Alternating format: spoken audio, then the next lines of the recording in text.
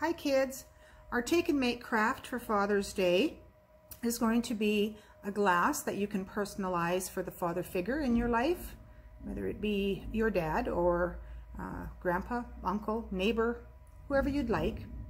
All right, so you'll get a glass and you'll get some blue vinyl, and all you have to do is find a template, a very simple template, something that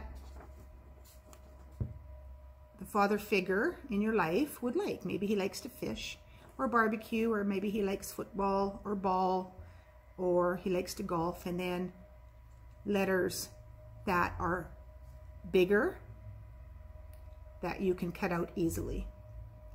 If you don't have access to a computer, to a printer, and you need help with that, all you have to do is ask me and I will definitely help you find something to print out. All right, so all you need at home for this are a pair of scissors and quite possibly an X-Acto knife, and that would be to cut out the little pieces on the insides of the letters, or for instance this one here inside the spatula here. All right, so if you're a little younger, you might need some adult help with this because they're sharp, and if you're older, you should be able to do this on your own.